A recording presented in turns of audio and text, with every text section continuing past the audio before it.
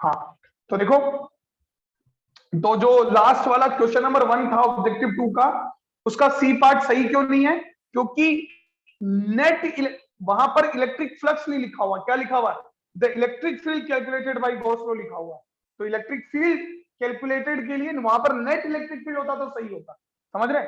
या net electric flux होता तो सही होता, क्योंकि गॉस लॉ फ्लक्स कैलकुलेट करवाने के लिए और नेट इलेक्ट्रिक फील्ड कैलकुलेट करवाने के लिए होता है। ठीक है, चलो अब आ जाओ ऑब्जेक्टिव 2।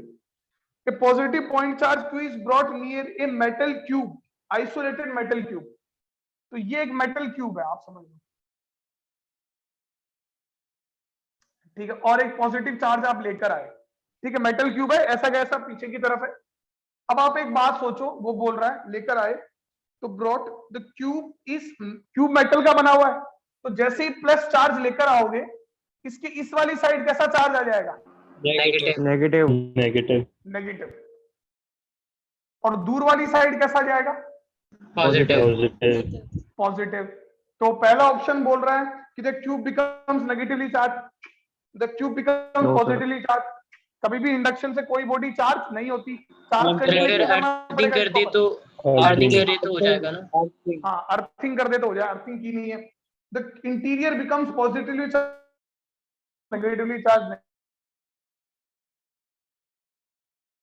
और आउटर होता है, तो अब nearer and becomes negatively charge and outer becomes positively, मतलब sorry, nearer and farther.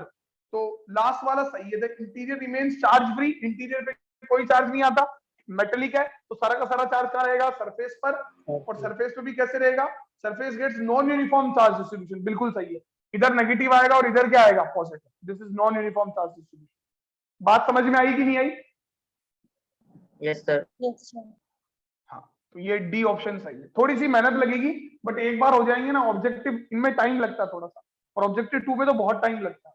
Sir एक बार ये रिपीट कर दो। देखो, ये चार्ज है और इस मेटल क्यूब के पास लेकर आए अपन, ऐसे मेटल क्यूब है, ऐसे ऐसे रखा हुआ है ना, समझ लिया, पीछे की तरफ। तो अब क्या होगा कि हाफ जो मेटल प्लेट है, वो इधर वाला जो सरफेस होगी वो नेगेटिव चार्ज होगा, क्योंकि पॉजिटिव चार्ज लेकर आए इंडक्शन से। और जो दूर वाली जो सरफेसेस है, वो कैसी चार्ज हो जाएंगी? पॉजिटिव। मेटेलिक है तो सारा का सारा चार्ज कहां रहेगा? सरफेस पर। तो पहला ऑप्शन भी गलत, दूसरा भी गलत, तीसरा भी गलत, है ना। चौथा सही है कि इंटीरियर पे कोई चार्ज नहीं होगा और बाहर एक्सटीरियर पे एक साइड नेगेटिव आया, दूसरी साइड पॉजिटिव आया, तो non uniform distribution of charge. आई बात समझ में? Yes sir. अब क्वेश्चन नंबर 3 करेंगे सब।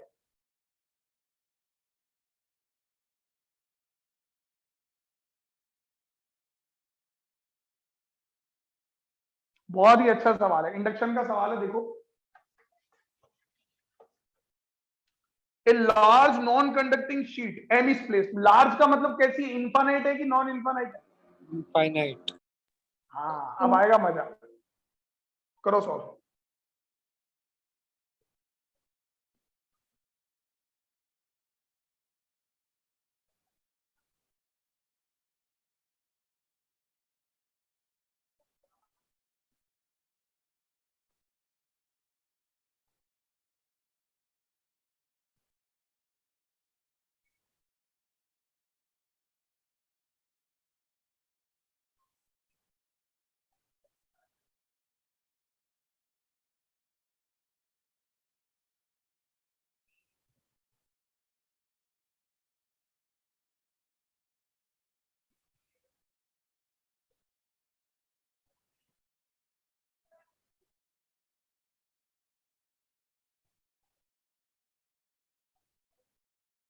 कौन से ऑप्शन सही है बताओ? सर एक से ज्यादा सही हो सकते हैं ना? सारे सही भी हो सकते हैं, है ना, सब सही हो सकते हैं। देखो, ये मेटल रोड, अब खास बात देखना, ये मेटल रोड है ए और ये मेटल रोड है बी। इस पे कैसा चार्ज आएगा? नेगेटिव। नेगेटिव। नेगेटिव। इस पे? पॉजिटिव। और इस पर? बात समझ रहे हो? आप देखो, ये भी इस पे नेगेटिव लाएगा और ये भी इस पे नेगेटिव लाएगा, सब नेगेटिव लाएगा। ठीक है बेटा, देख लो आप। तो सबसे पहले सारी चीजें समझो।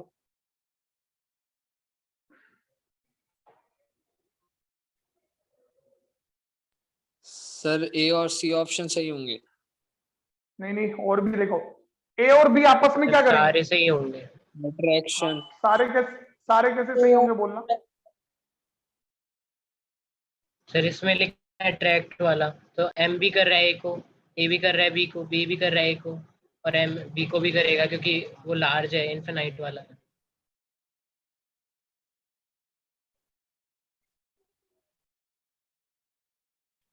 देखो मुझे एक बात बताओ, क्या ए बी को अट्रैक्ट कर रहा है? Yes sir. Yes sir. Yes sir. Yes sir. इसमें ये नहीं बोला है कि नेट फोर्स वेट फोर्स, कुछ नहीं पूछा, ध्यान देना, बहुत इंपॉर्टेंट बात है। ऐसे नहीं बोला कि ए पे नेट फोर्स इधर है, बी पे नेट फोर्स इधर है, ऐसा कुछ नहीं बोला। क्या ये पॉजिटिव प्लेट इस ए को अट्रैक्ट कर रही है? Yes sir. Yes sir. Attract भी कर रही है और रिपेल भी कर रही है। अट्रैक्ट भी कर रही है और रिपेल भी कर रही है, बट अट्रैक्ट कर रही है कि नहीं कर रही है बताओ? कर रही है। हाँ कर रही है। ठीक है, तो ऑप्शन ए आपका करेक्ट है। फिर क्या एम प्लेट बी को अट्रैक्ट कर रही है? Yes sir. Yes sir. Attract भी कर रही है, रिपेल भी कर रही है, समझ रहे हो? तो आपका बी ऑप्शन भी, मतलब एम अट्रैक्ट बी भी सही है। क्या ए बी को अट्रैक्ट कर रही है? अट्रैक्ट भी कर रही है, कर रही repel भी है। कर रही है, बिल्कुल सही है। क्या बी ए को अट्रैक्ट कर रही है? अट्रैक्ट भी कर रही है, रिपेल कर रही है, बिल्कुल सही Yes, है। sir. तो कौन कौन कौन से ऑप्शन सही है? चारों सही है। सारे sir. A B C D. Very good. Avardeep का दिमाग बहुत अच्छा है, काफी सारे बच्चों का ब्रेन बहुत अच्छा है। सर पर इसमें नेट थोड़ा सा नहीं ऐसा देखते लगाओगे क्या? ना, मैं सही करूं? सी डी दे रखा है, क्या बात कर रहा है? केवल सी डी दे रखा है। हैं? अरे केवल कैसे सी दे डी सकता है? दे रखा है। नहीं यार, ऑल दे रखा। ऑल दे रखा है। कोई सीडी बोल रहा है, कोई और बोल रहा है, देखो एक बार चेक करो। सर हमारे तो ऑब्जेक्टिव 2 में CD दे CD रखा है। अब सीडी बोल CD रहे हैं जैसे ऑल दे रखा है। ऑल दे रखा है सर। ऑल दे रखा है, देखो मैं बताऊं, मैं समझ रहा हूं। अगर वो ऑल दे रखा है तो जो मैं बता रहा हूं वो वाला फायदा है। और अगर वो सीडी बोल रहा है तो मतलब उसने ये चक्कर किया है कि भाई वो नेट अट्रैक्ट वाला का बता मतलब रहा है। इसने नेट फोर्स है। फिर वो अगर CD के वो अगर CDFS को ना वो नेट देख रहे हैं ना, नेट पॉजिटिव है हाँ, मतलब अगर नेट सीडी एक्टिव बोल है रहा है, रिपल्सिव है। अगर सीडी दिया हुआ है तो मतलब नेट बोल रहा है, ठीक है।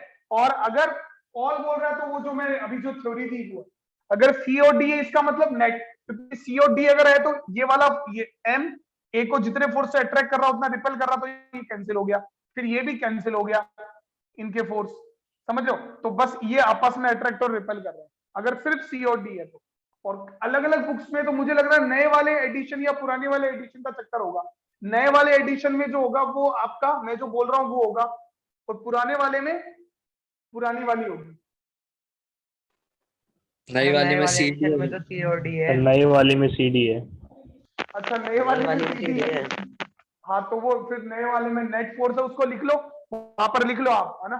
थोड़ा क्वेश्चन में थोड़ी प्रॉब्लम है, लिख लो कि नेट फोर्स की बात कर रहा है ना, it is talking about net attractive force. वो अट्रैक्टिव फोर्स है, वो नेट है। तो इस तरह के क्वेश्चन फिर जिसमें प्रॉब्लम होती है फिर वो बोनस में जाते हैं। वाले का।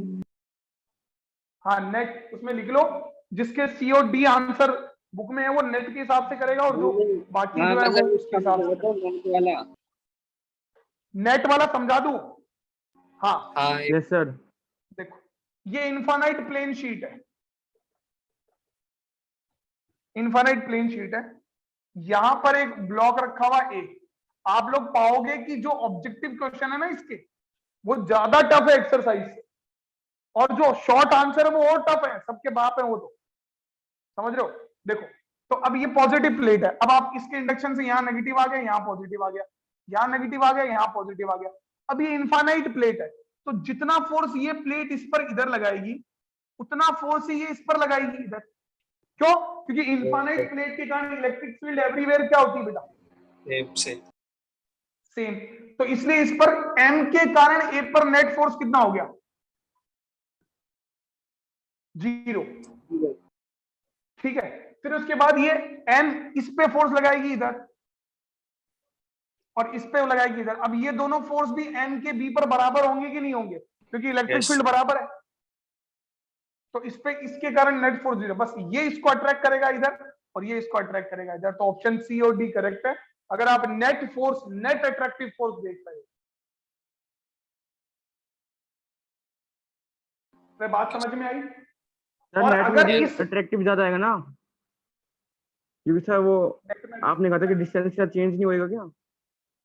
अब एक घुसड़ मार दूंगा, डिस्टेंस के साथ तब चेंज होता है जब ये शीट इनफाइनाइट नहीं होती है। जब शीट लॉन्ग होती है, हाँ तो इनफाइनाइट फाइनाइट होती है। है। इसका कहां फाइनाइट है? बोल, उसमें लॉन्ग दिया हुआ, लॉन्ग। लार्ज।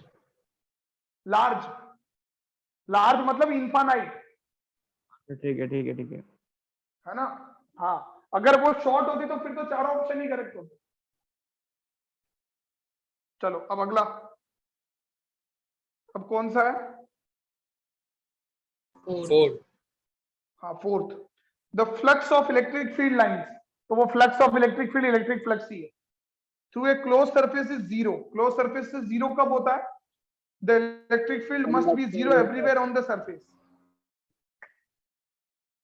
इलेक्ट्रिक,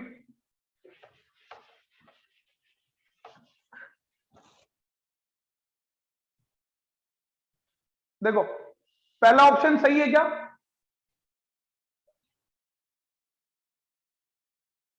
वो बोल रहा है कि कोई एक क्लोज सरफेस है और क्लोज सरफेस से जो फ्लक्स है वो जीरो है। तो क्या जरूरी है क्या कि हर सरफेस पे electric field zero? No sir. No sir. क्यों? मान लो इसको यूनिफॉर्म इलेक्ट्रिक फील्ड लाइन में रख दिया तो क्या होगा कि एक सरफेस पे इलेक्ट्रिक फील्ड लाइन एंटर कर रही है और एक सरफेस पे इलेक्ट्रिक फील्ड लाइन कहां जा रही है? बाहर जा रही है। तो जितनी एंटर कर रही है उतनी बाहर जा रही है, तो इलेक्ट्रिक फ्लक्स तो जीरो है, बट एवरी सरफेस पे क्या इलेक्ट्रिक फील्ड जीरो है? No sir. हाँ, तो इसलिए अगर नेट इलेक्ट्रिक फील्ड यहां बोल देता तो क्या ये ऑप्शन सही होता? Yes sir. Yes sir. हाँ, तब सही हो जाता। तो यही लॉजिक मैं उस क्वेश्चन में दे रहा था आपको, यही चक्कर है। इलेक्ट्रिक फ्लक्स और net electric field are equivalent. Electric field and flux are not equivalent.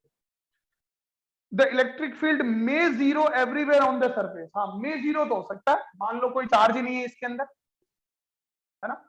कोई चार्ज ही नहीं है तो फिर इलेक्ट्रिक फ्लक्स भी जीरो है और इलेक्ट्रिक फील्ड भी जीरो है। तो बी ऑप्शन सही हो सकता है कि नहीं हो सकता? Yes sir. हाँ, यस ठीक है। सर। अगला, the charge inside the surface must be zero. No sir.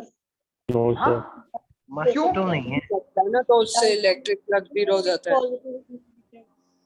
The charge inside the surface must be zero. सोचो, inside the surface charge zero ही होना चाहिए। Yes sir. जरूरी नहीं है कोई। जरूरी नहीं है, जरूरी प्लस नहीं है। माइनस। इसकी जगह अगर वो जरूरी नहीं नेट है। चार्ज लिखता, नेट चार्ज लिखता, क्या लिखता? Net sir. भाई चार्ज तो हो सकता है ना, प्लस क्यू चार्ज और माइनस क्यू चार्ज होगा तो भी तो फ्लक्स जीरो होगा, लेकिन चार्ज जीरो थोड़ी है अंदर। यस सर, सही। हाँ, तो यहां पर क्या लिखता तो ये ज्यादा सही होता? Net charge. क्या लिखता? Net charge inside the surface must be zero. अरे बोलो। Yes yes sir. सर। हाँ, थोड़ा सा दिमाग लगाओ। अगला, the charge in the vicinity of the surface must be zero. Vicinity का कोई मतलब नहीं है ना? विंसिनिटी का मतलब क्या होता है? बी और सीधे रखा है। हाँ, आसपास, उसका कोई मतलब नहीं है। पीछे आंसर बी ठीक है। और सी के रखा है। पीछे आंसर बी है सर। पीछे आंसर क्या है? बी एंड सी। क्या बात, अच्छा हाँ, तो वहां पर वो चार्ज को नेट चार्ज मान रहा है, ये भी घुसंड आदमी आधा। उसमें लिख लो सी पे नेट चार्ज।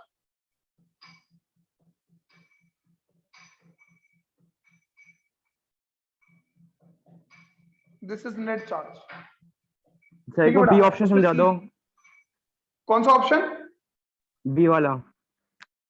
क्या था बी वाला? The electric field may be zero everywhere on the surface. हाँ, मे बी जीरो। देखो, इलेक्ट्रिक फ्लक्स जीरो है, इसका मतलब चार्ज एनक्लोज जीरो हो सकता है कि नहीं हो सकता? यस सर, हो सकता है। मतलब चार्ज एनक्लोज का मतलब अंदर कोई चार्ज नहीं है। अब अंदर Yes, कोई sir. चार्ज नहीं होगा तो यहां पर इलेक्ट्रिक फील्ड भी नहीं होगी सरफेस पर। तो बी वाला जो ऑप्शन है वो तब करेक्ट होता है जब कोई चार्ज नहीं होता अंदर। तो इसलिए उसमें मे बी दिया, और मे बी तो सही है, मस्ट होता तो गलत हो जाता। तो ऐसे मस्ट भी जीरो होता ना।